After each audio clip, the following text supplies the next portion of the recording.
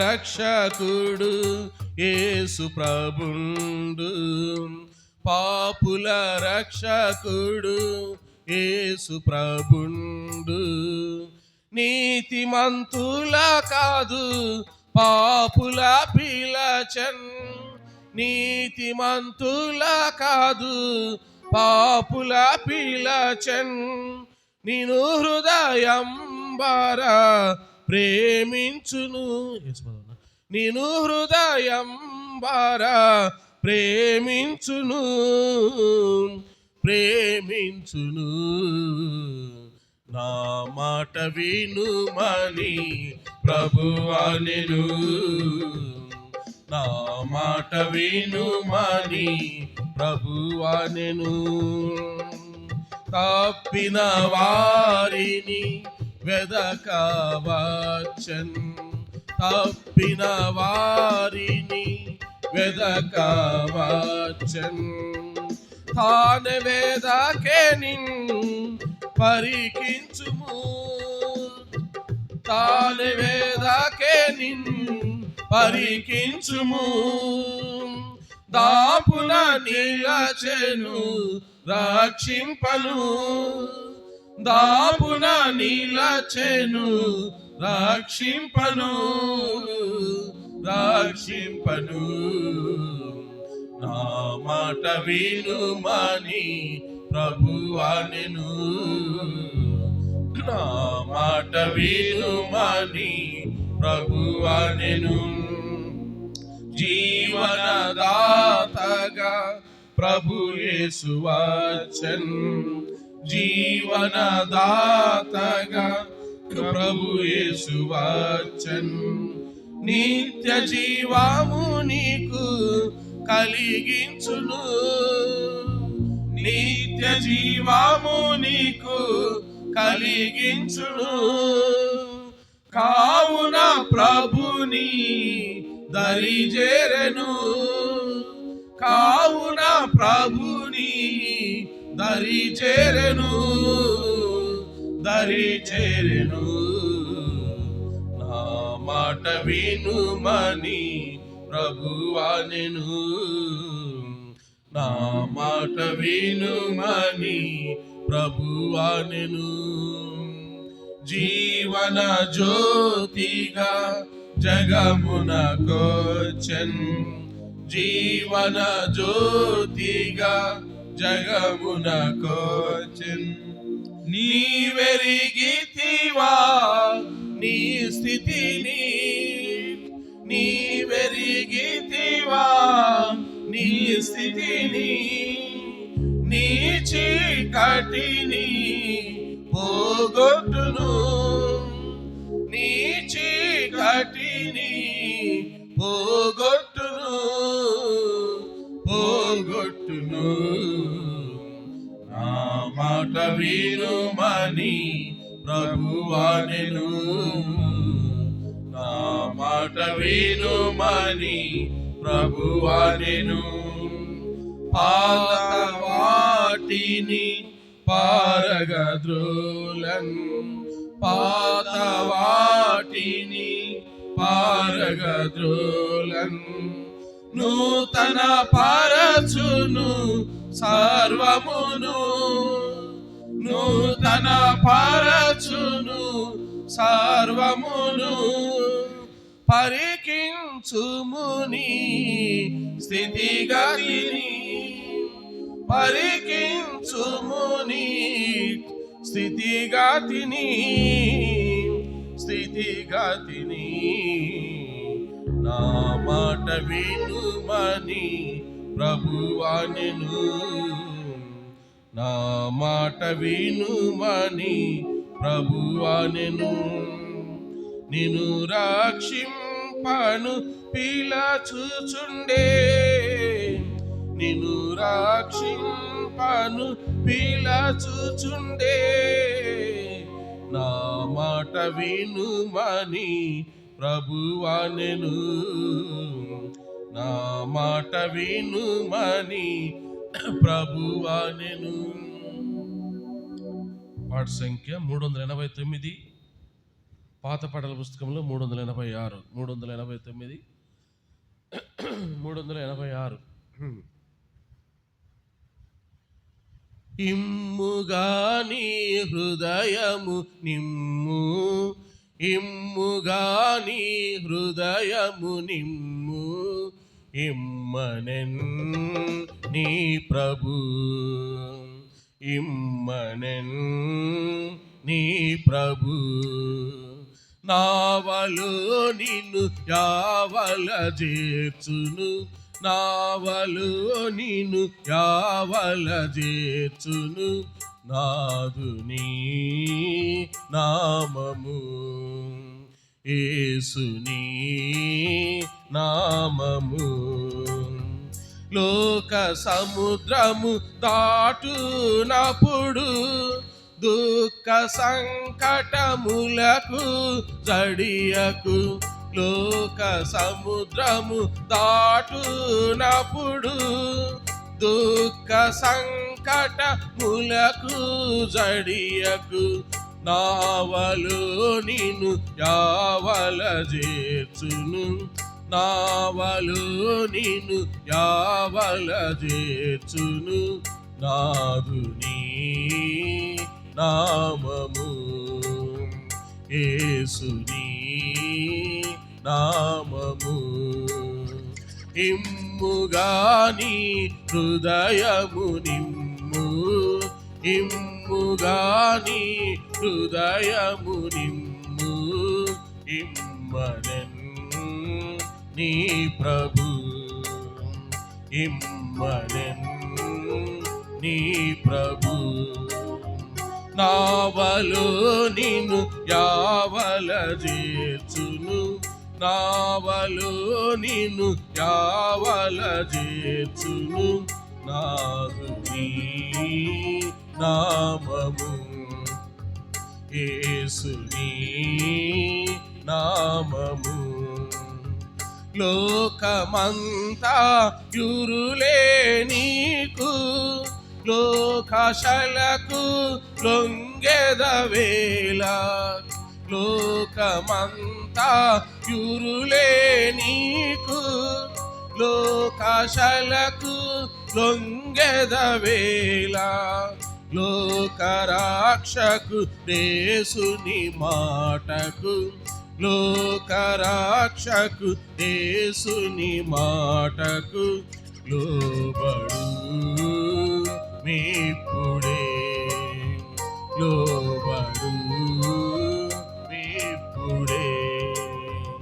ఇమ్ముగాని హృదయము నిమ్ము, ఇమ్ముగాని హృదయము నిమ్ము, ఇమ్మనెన్ నీ ప్రభు, ఇమ్మనెన్ నీ ప్రభు. నావలో నిన్ను యావల చేర్చును, నావలో నిన్ను యావల చేర్చును, నాదుని నామము, యేసుని నామము. పాపమును జర కూర్చితి నీవు, పాపమును జయ నేర్చితి నీవు, పాపమును జర కూర్చితి నీవు, పాపమును జయ నేర్చితి నీవు, పావనామగు ప్రభునామమును, పావనామగు ప్రభునామమును ప్రాపుగా వేడుము, ప్రాపుగా వేడుము. ఇమ్ముగాని హృదయము నిమ్ము, ఇమ్ముగాని హృదయము నిమ్ము, ఇమ్మనెన్ నీ ప్రభు, ఇమ్మనెన్ నీ ప్రభు. శాంతినీయని కారెడి తోట్లను వాంఛతో నీవు కొలిపించ పిలిపించితివి. శాంతినీయని కారడి తోట్లన్ వాంఛతో నీవు తొలిపించితివి. పూర్ణ శాంతిని ప్రభు నీకిచ్చును, పూర్ణ శాంతిని ప్రభు నీకిచ్చును. పూజుని వేడుము, యేసుని వేడుము. ఇమ్ముగాని హృదయము నిమ్ము, ఇమ్ముగా నీ హృదయము నిమ్ము. ఇమ్మనెన్ నీ ప్రభు, ఇమ్మనెన్ నీ ప్రభు. లోకమును నీవు వీడవలయును, లోకమాయలు మునిగెదవేళ. లోకమును నీవు వీడవలయును, లోకమాయలు మునిగెదవేళ. జాగు చేయక జీవముండగనే, జాగు చేయక జీవముండగనే. చేరుము యేసుని, చేరుము యేసుని. ఇమ్ముగాని హృదయము నిమ్ము, ఇమ్ముగాని హృదయము నిమ్ము. ఇమ్మనెను నీ ప్రభు, ఇమ్మనెను నీ ప్రభు. నావలో నిన్ను యావల చేర్చును, నావలో నిన్ను యావల చేర్చును. నాగుని నామము, యేసుని నామము.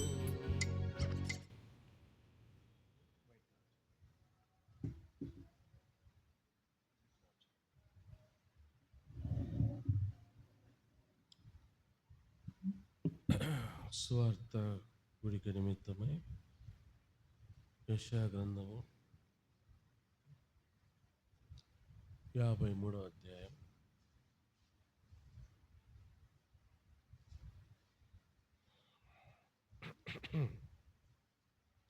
యెషయా గ్రంథము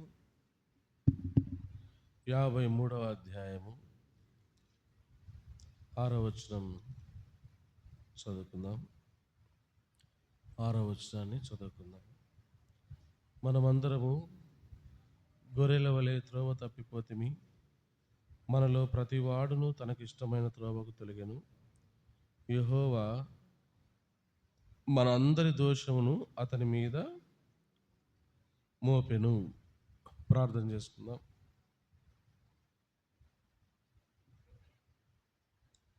ప్రేమగల తండ్రి, ఈ రాత్రికాల సమయంలో స్వార్థ గుడి నిమిత్తమై చేరువచ్చని ప్రజల బట్టి స్తోత్రములు తండ్రి. ప్రజలైన వారితో నువ్వు మాట్లాడండి. నిలబడుతున్న నన్ను కూడా అయోగ్య దాసుని ప్రభా, నీ ప్రియ కుమారుడిని యేసు ప్రభువారు కార్చిన అమూల్యమైన రక్తంతో కడిగి పవిత్రపరిచి తండ్రి, సంఘానికి క్షేమకరంగా వారి ఆత్మలకు తండ్రి రక్షణకరంగా సహాయపడమని యేసు ప్రభువారి ఘనమైన నామములో ప్రార్థించి వేడుకుంటున్నాము తండ్రి. ఆమేన్.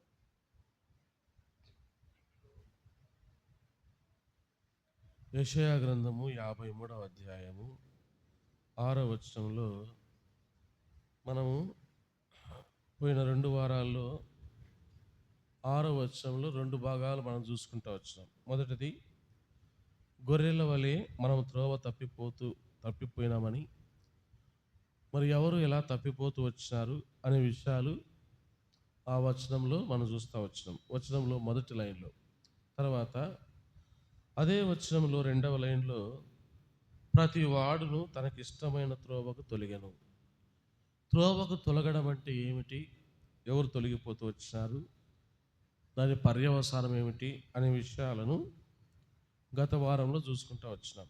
తిరిగి ఈ దినము యెహోవా మన అందరి దోషమును అతని మీద మోపెను. కాబట్టి దేవుడు మనందరి దోషములను యేసు ప్రభు వారి మీద మోపినట్లుగా ఇక్కడ రాయబడుతూ వచ్చింది. పైన 2 లైన్లలో ఏం చదువుకుంటా వచ్చినామంటే, మనం గొర్రెల వలె త్రోవ తప్పిపోయిన వారముగా, ప్రతి వాడు కూడా తనకిష్టమైన త్రోవకు తొలగిపోయిన వాడుగా ఉన్నప్పుడు, త్రోవ తప్పిపోయిన వారిని ఇష్టమైన మార్గంలో త్రోవకు తొలగిన వారిని తిరిగి సమకూర్చుటకు దేవుడు మనందరి పాపమును, మనందరి దోషమును కూడా యేసు ప్రభు వారి మీద మోపినట్లుగా మనం చూడగలం. అందుకని మన అందరి దోషమును అతని మీద మోపెను.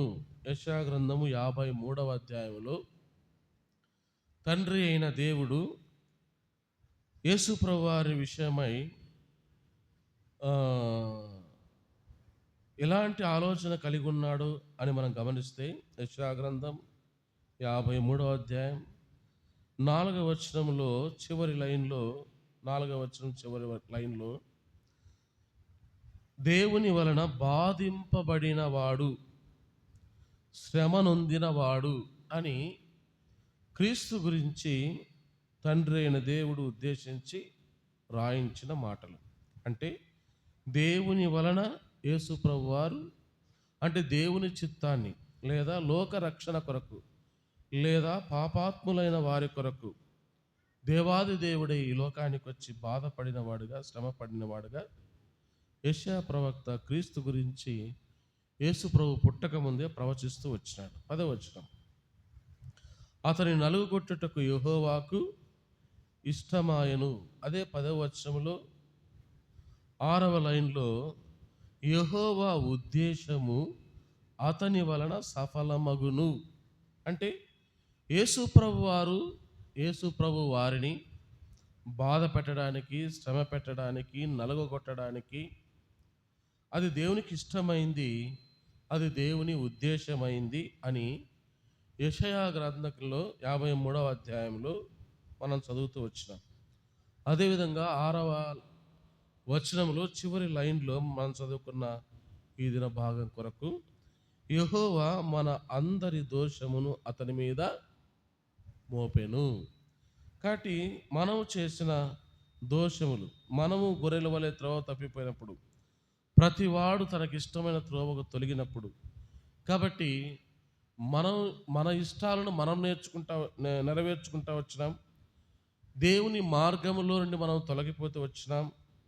కానీ ఆ శిక్ష, ఆ దోషము, ఆ బాధ, ఆ వేదన మనకు రావాల్సింది.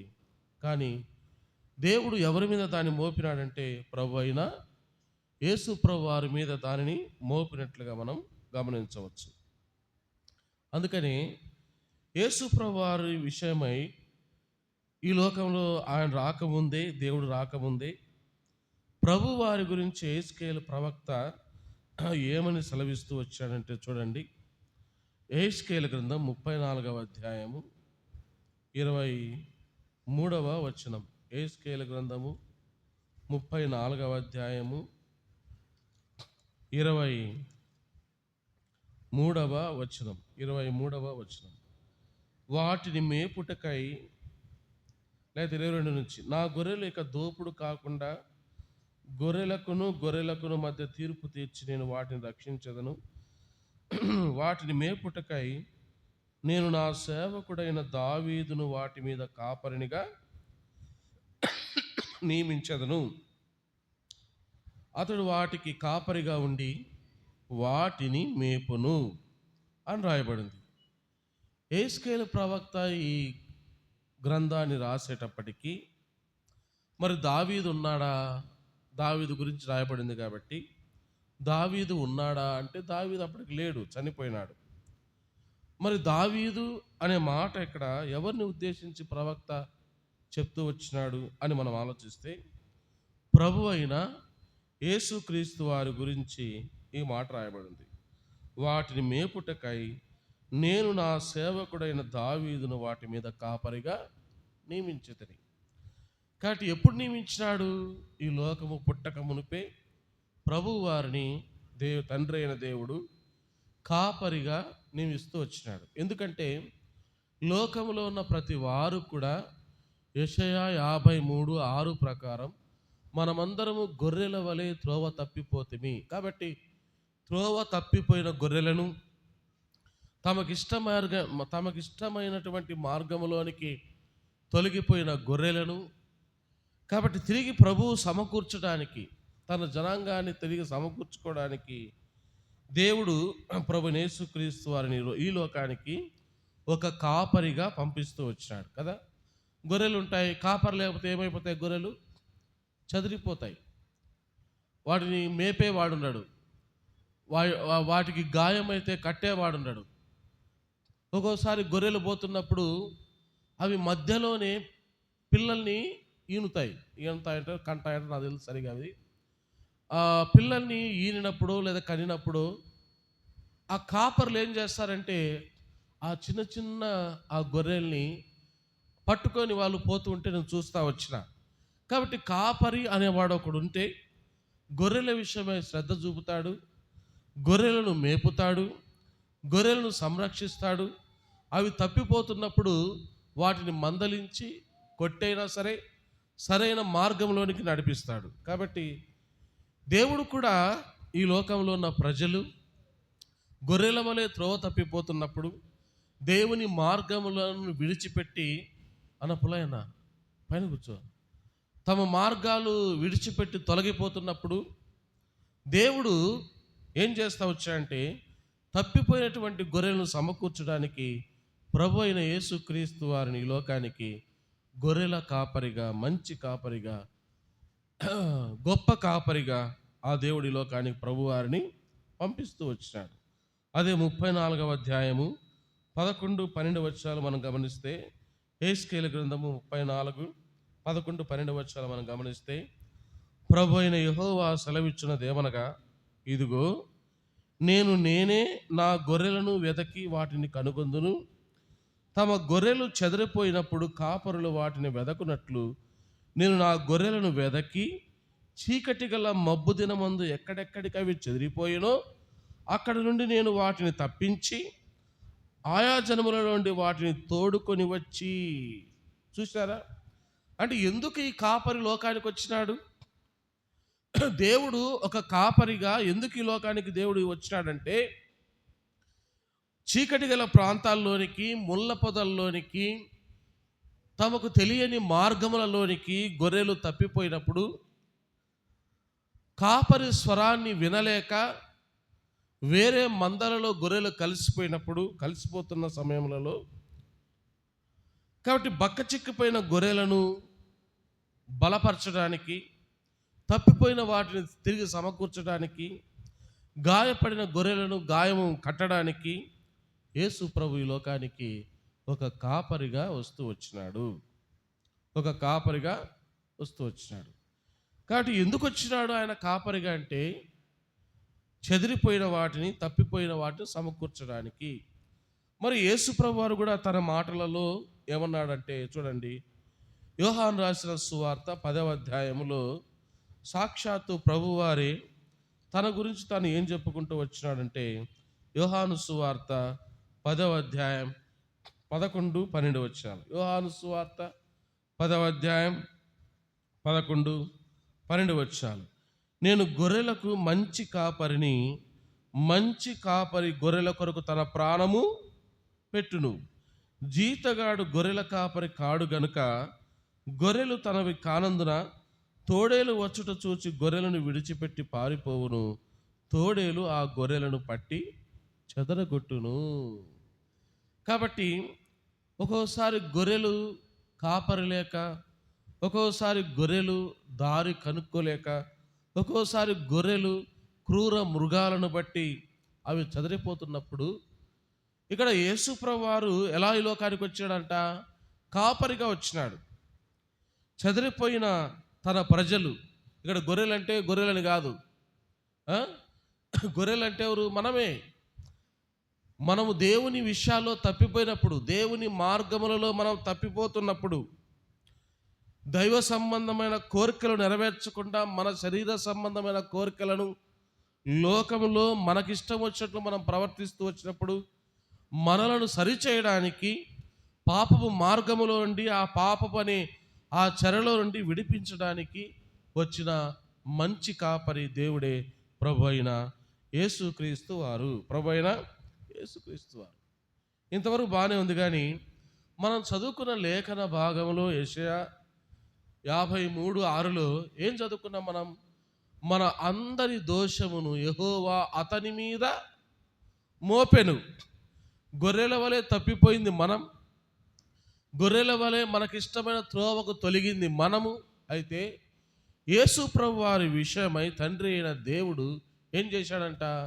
తొలగిపోయిన వారి కొరకు, తప్పిపోయిన వారి కొరకు, పాపము చేసిన వారి కొరకు, దేవుణ్ణి మర్చిపోయి లోకంలో తిరుగుతున్న వారి కొరకు, వారిని సమకూర్చడానికి కొరకు దేవుడు ఏం చేశాడంటే మన అందరి దోషములు యేసు ప్రభు వారి మీద మోపుతూ వచ్చినాడు.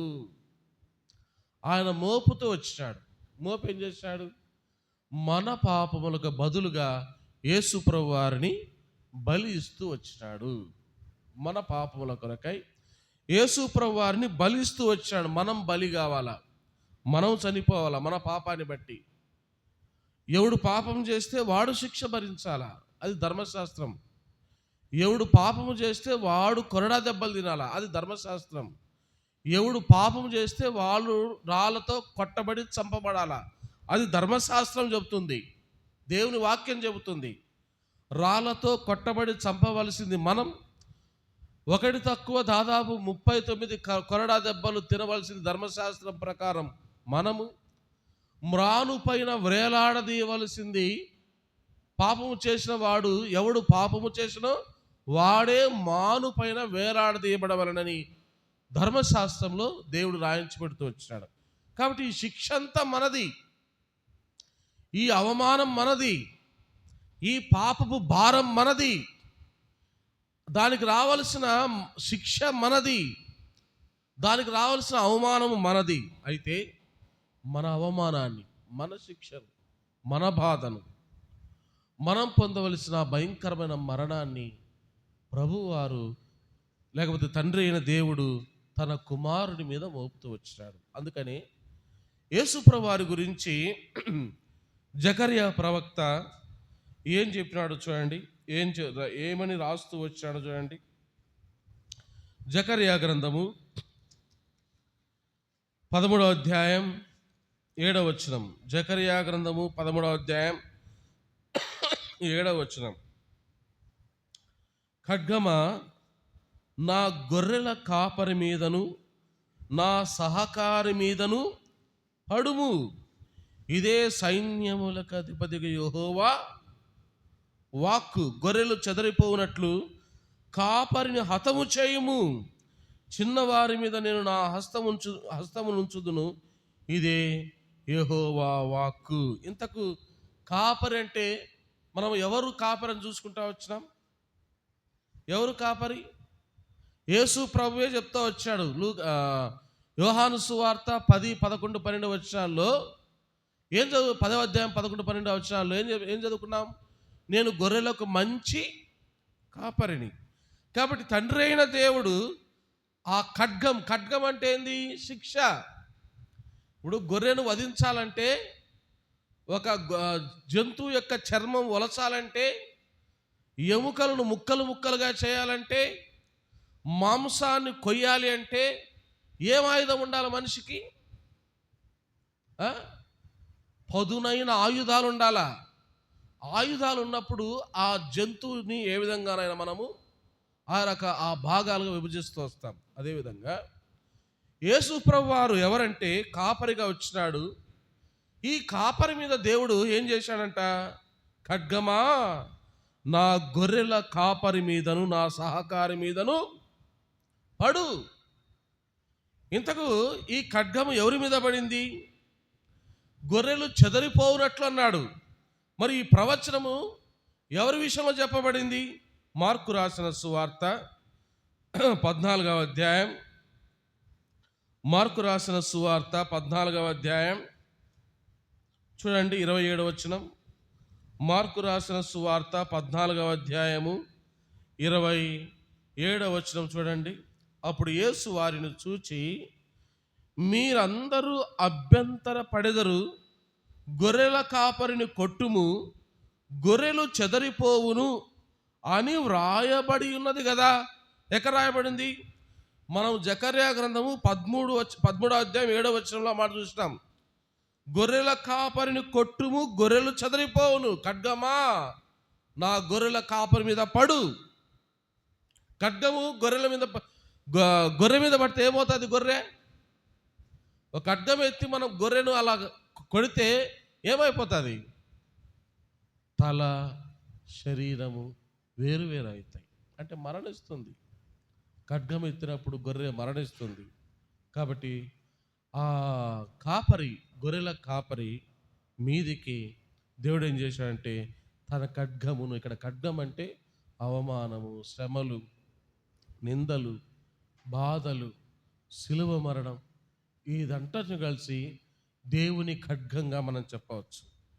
కాబట్టి గొర్రెల వలె దారి తొలగిపోయింది మనం, మనలో ప్రతి వాడు తనకిష్టమైన త్రోవకు తొలగింది మనము. అయితే మనందరి దోషములను దేవుడు ఎవరి మీద మోపినాడంట? ప్రభు అయిన యేసుక్రీస్తు వారి మీద మోపుతూ వచ్చినాడు.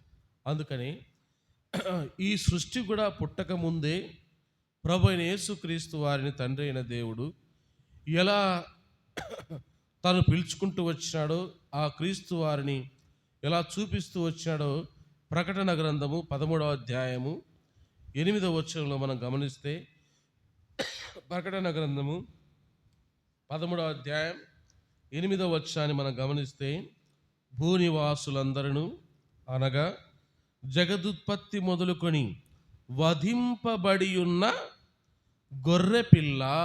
ఎలాంటి యేసుప్రభు వారి గురించి ఎలాంటి పేరు రాయబడింది బైబిల్లో అంటే, ఆ దేవుడు ఏమైనాడంట? వధించబడిన గొర్రె పిల్ల అని దేవునికి ఉన్న పేర్లలో ఒక పేరు. ఆయన లోక పాపములను మోసుకొని పోవు దేవుని గొర్రె పిల్ల. ఏం మోసుకున్నాడు ఆయన? ఏమి మోపినాడు తండ్రి అయిన దేవుడు క్రీస్తు మీదంటే, లోక పాపములన్నీ ప్రభువు మీద మోపినాడు. మోపి ఆ దేవుని ఏ విధంగా చూసినాడంటే, జగదుత్పత్తి మొదలుకొని వధించబడిన గొర్రె పిల్లగా క్రీస్తును చూస్తూ వచ్చినాడు. ఎందుకోసము? ఆయన వధించకపోతే, ఆయన మరణించకపోతే, శిలువలో యేసుప్రభు వారు రక్తము కార్చకపోతే నా పాపములకు, లోకములో ఉన్న సమస్త మానవాళి పాపములకు రక్షణ లేదు. కాబట్టి మానవుడు తన పాపాన్ని బట్టి నశించిపోయి పాతాళానికి, అగ్నిగుండానికి, వేదనకరమైన స్థలానికి మానవుడు పోవలసింది. కాబట్టి అక్కడి నుండి తప్పించడానికి నువ్వు చనిపోతే దేవుని దగ్గరికి పోయే మార్గాన్ని నువ్వు విడిచిపెట్టినావు. కాబట్టి నిన్ను తిరిగి దేవుని మార్గంలో నడిపించడానికి, నువ్వు చనిపోతే నీ ఆత్మను దేవుని దగ్గరికి చేర్చడానికి యేసు ప్రభు వారు జగదుత్పత్తి మొదలుకొని వధించబడిన గొర్రెపిల్లగా చిత్రీకరించబడ్డాడు. చూడండి, యెషయా గ్రంథం 53వ అధ్యాయం 7వ వచనంలో ఏం రాయబడింది చూడండి. యెషయా గ్రంథం 53వ అధ్యాయం 7వ వచనంలో అక్కడ ఒక మాట రాయబడింది.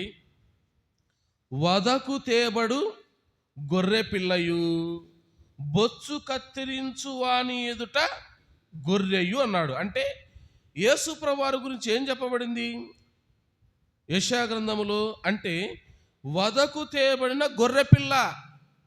ఎవరు? యేసు ప్రభువు వారు. వదకు తేబడిన గొర్రె పిల్ల, జగదుత్పత్తి మొదలుకొని వధించబడిన గొర్రె పిల్ల. దేనికోసం? ఎవరి కోసం అంటే అది మన కోసమే. అది మన కోసమే. గొర్రెను బాగా పెంచుతారండి. మంచి మంచి ఆకేసి, అదేంది ఏదో ఆకు, అవిసాకు, లేకపోతే ఆ రకాల ఆకులు వేసి బాగా పెంచుతారు. ఎందుకు జంతువులు ఎందుకు పెంచుతారు? వాటికి కూడా ఏదైనా పెళ్లి సంబంధాలు చూసి పెళ్లి చేయడానికా? ఇంకా వాటికి కూడా ఏదైనా భవిష్యత్తులో మంచి పెళ్లి సంబంధాలు చూసి పెళ్లి చేసి మన ఇంట్లో పెట్టుకోవడానికా? దేనికి మేపుతారు గొర్రెలు చెప్పండి? బాగా కోళ్ళని కానీ, గొర్రెలు కానీ, మేకలు కానీ. ఇప్పుడు మన వాళ్ళు కూడా చాలామంది ఎండాకాలంలో చిన్న చిన్న మేకలను గొర్రెలు మేకలను తెచ్చుకుని మేపుకుంటున్నారు. ఎందుకు మేపుతున్నారు? కాపలా అవి ఎక్కడికి పోకుండా భద్రంగా ఎంతవరకు అమ్ముకునేంతవరకు, ఎంతవరకు వాటిని వధించేంతవరకు బాగా మేపుతారు. మేపిన తర్వాత అప్పుడేం చేస్తారు? బేరం పెడతారు. ఈ గొర్రె లేకపోతే ఈ మేకపోతు ఇంత చేస్తుంది, ఈ మేక ఎంత చేస్తుంది. అప్పుడు వాడేం చేస్తాడు? కొనుక్కున్నాడు పోయి ఇంట్లో పెట్టుకుంటాడా? ఆ గొర్రె కమ్మలు పెట్టి, చీర కట్టి, టోపీ పెట్టి భలే ఉండవు నువ్వు అని మురిసిపోతాడా? ఏమన్నా మేక కానీ గొర్రెని కానీ అట్లా చూసుకుంటాడా? పోతానే బాగుంది, బలిసింది, బాగా కొరువు పట్టిందని ఏం చేస్తాడు?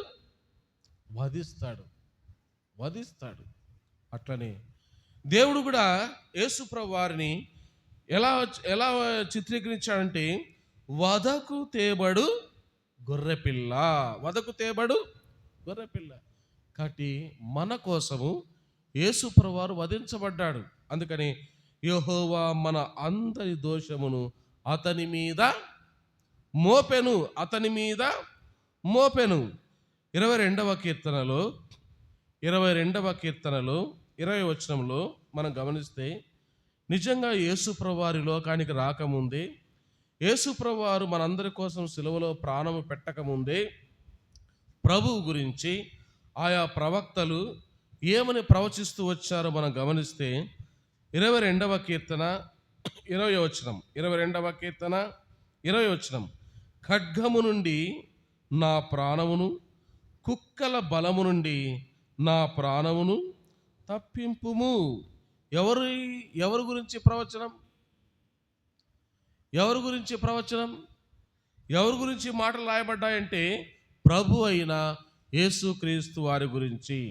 ఖడ్గము నుండి నా ప్రాణం. జకర్యా గ్రంథము 13వ అధ్యాయంలో మనం ఏం చదువుకున్నాం? ఖడ్గమా నా గొర్రెల కాపరి మీద పడు. మార్కు రాసిన సువార్తలు ఏం చదువుకున్నాం? కాపరిని కొట్టుదురు, గొర్రెలన్నీ చెదరిపోవును. కాబట్టి ఆ ఖడ్గము ఎవరి మీద పడిందంటే యేసుప్రభు వారి మీద పడుతూ వచ్చింది. 69వ కీర్తన 26వ వచనం, 69వ కీర్తన 20వ వచనం, నిందకు నా హృదయము బద్దలాయను, నేను బహుగా కృషించి ఉన్నాను. కరుణించి వారి కొరకు కనిపెట్టుకుంటుని కానీ ఎవరునూ లేకపోయిరి, ఓదార్చు వారి కొరకు కనిపెట్టుకుంటే కానీ ఎవరునూ కానరైరి. ఎవరి గురించి ప్రవచనం? ఎవరి గురించి మాటలు రాయబడుతూ వచ్చాయంటే ప్రభు అయిన యేసుక్రీస్తు గురించి. ఏం చెప్తున్నాడు? నిందకు నా హృదయము బ్రద్దలాయను. నిజంగా యేసు ప్రభు వారి మీద మోపిన నిందలు భయంకరమైన నిందలు. ఎలాంటి నిందలు మోపినారు? రాజుకు పన్నియొద్దని, తర్వాత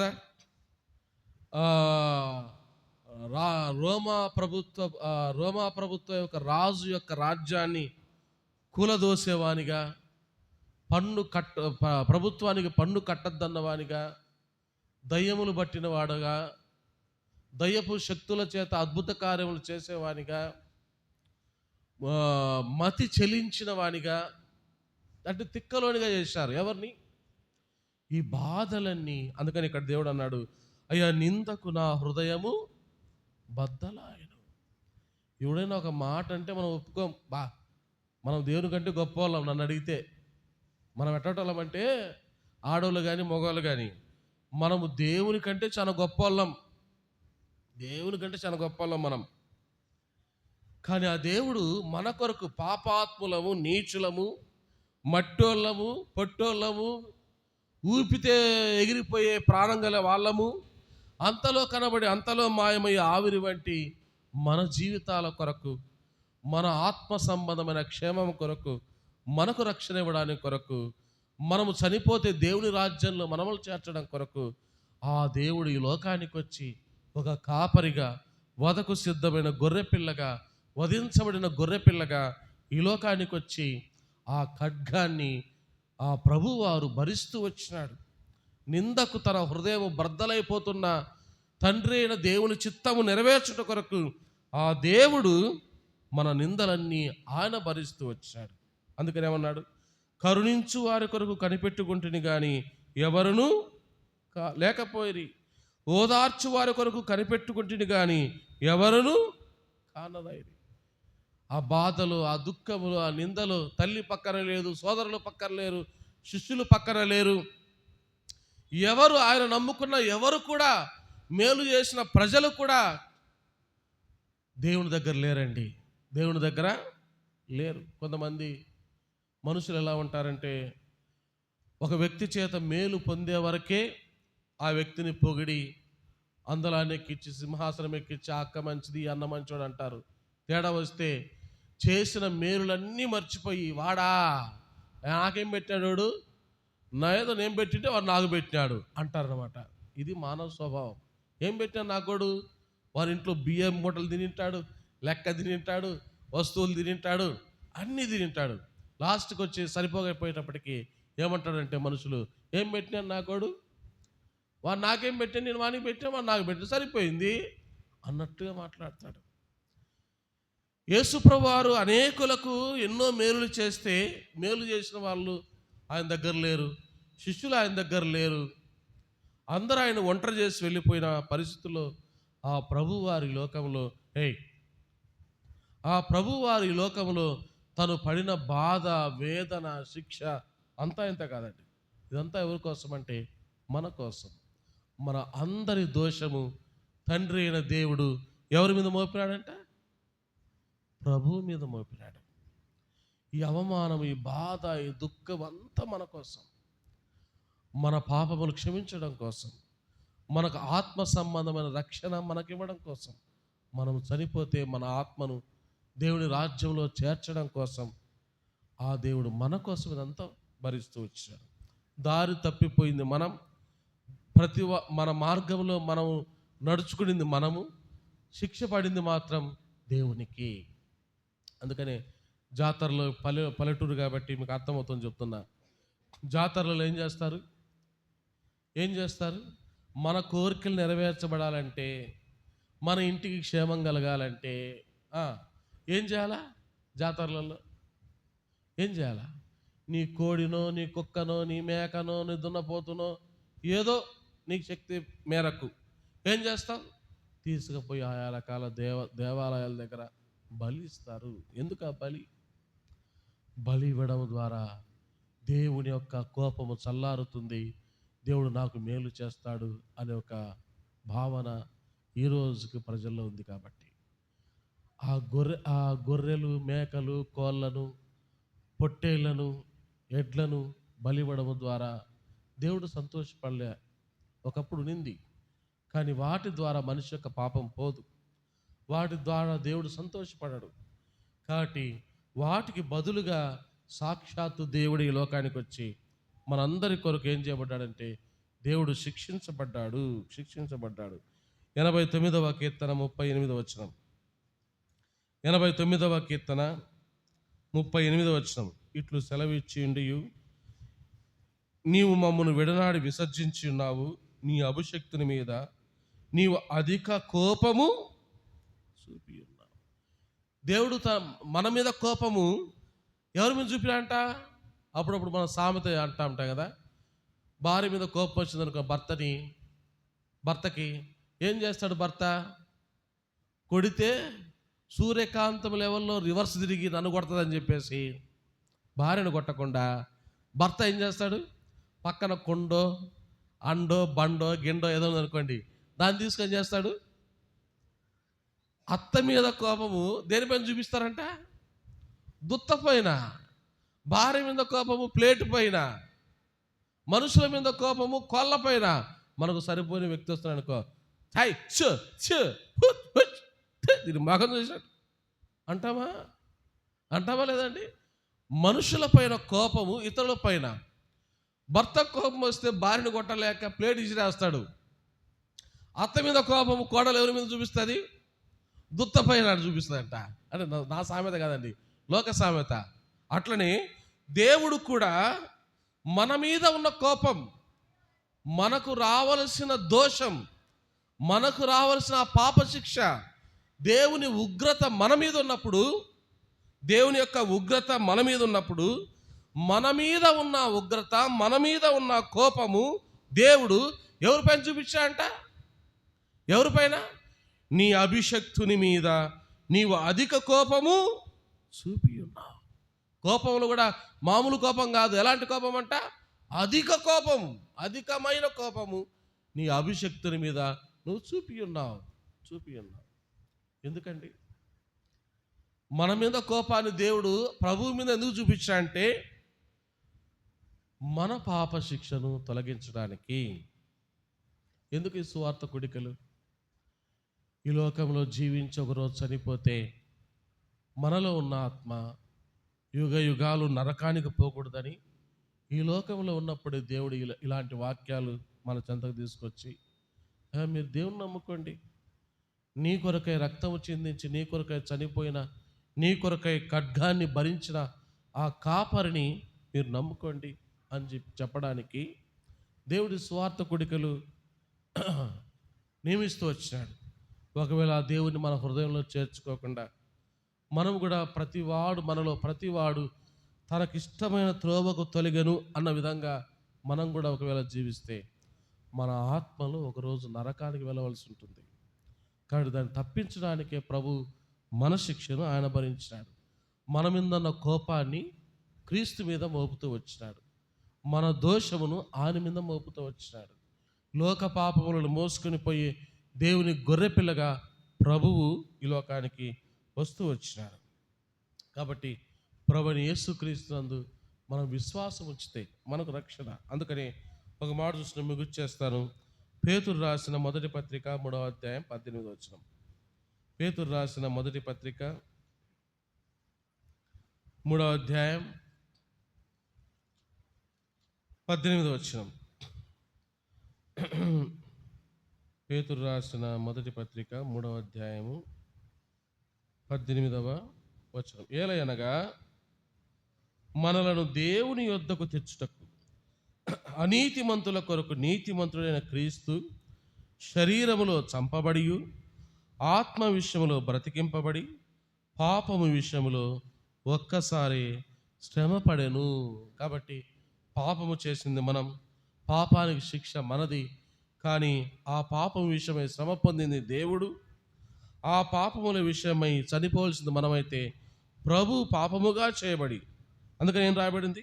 ఏలయనగా మనలను దేవుని యొద్దకు తెచ్చుటకు. ఎందుకు? మనము దేవుని దగ్గరకు వెళ్ళుటకు ఏం చేసినాడు దేవుడు అంటే, మనకు బదులుగా ఆయన శిక్ష అనుభవించినాడు.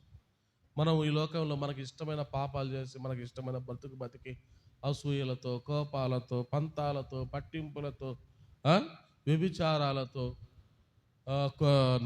నరహత్యలతో, దొంగతనాలతో మన జీవితాన్ని మనం నాశనం చేసుకొని చచ్చిపోయే ముందు దేవుడా నీ రాజ్యం ఏంటి ఇస్తాడా?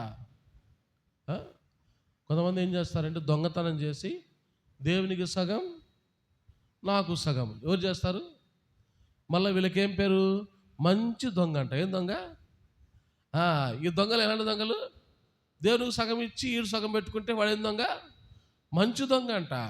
దొంగే అంతే. నువ్వు మంచోడు, దొంగలో మళ్ళీ మంచోడు ఉండడు, చెడ్డోడు. దొంగ అంటే దొంగే. దొంగలను, మాంత్రికులను, విగ్రహారాధికులు, వ్యభిచారులను, వీళ్ళందరికీ కూడా రెండవ మరణం ఉంది. కాబట్టి ఆ మరణం తప్పించడానికి, మనల్ని దేవుని యొద్దకు తేవడానికి నీతిమంతుడైన ప్రభువైన యేసుక్రీస్తు వారు మన నిమిత్తమై రక్తము కార్చాడు, ప్రాణం పెట్టాడు, సమాచారం.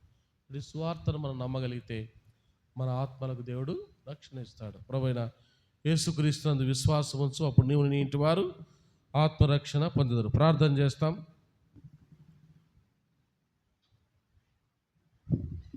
ప్రేమగల తండ్రి, రాత్రికాల సమయంలో మరొకసారి నీ వైపు చూస్తున్నాం. యెషయా గ్రంథం 53:6 మనందరి దోషము యెహోవా అతని మీద మోపెను.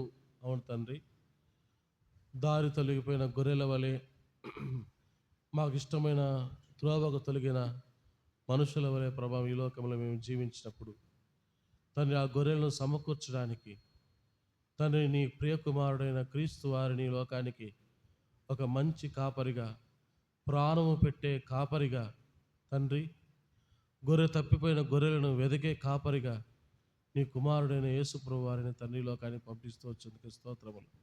వధించబడిన గొర్రె పిల్లగా, వదకు సిద్ధమైన గొర్రె పిల్లగా, జగదుత్పత్తి మొదలుకొని వధింపబడిన గొర్రె పిల్లగా తండ్రి నీ కుమారుణ్ణి ప్రభా నువ్వు ఆ విధంగా చిత్రీకరిస్తూ వచ్చిన దేవా, ఇదంతా మా కొరకై, మా పాపముల కొరకై, మా దోషముల కొరకై, మా శిక్ష కొరకై, మా మరణం కొరకై తండ్రి, మాకు బదులుగా మా మీద దేవుని ఉగ్రత ఉన్నప్పుడు ఆ ఉగ్రతను తండ్రి నీ కుమారుని మీద నువ్వు విధిస్తూ వచ్చినావు.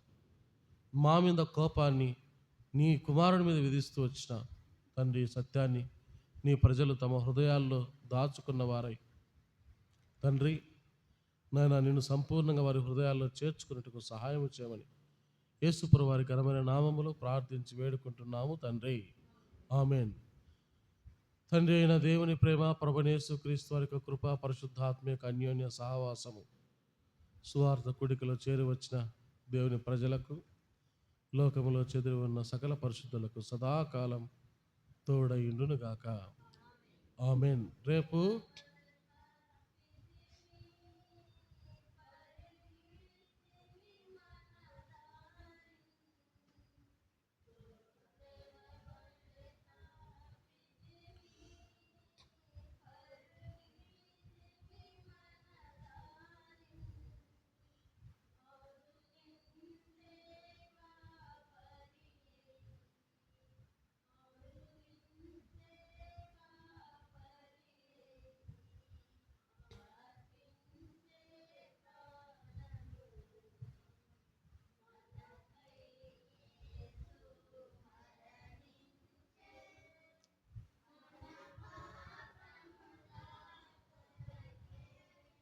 చాలు.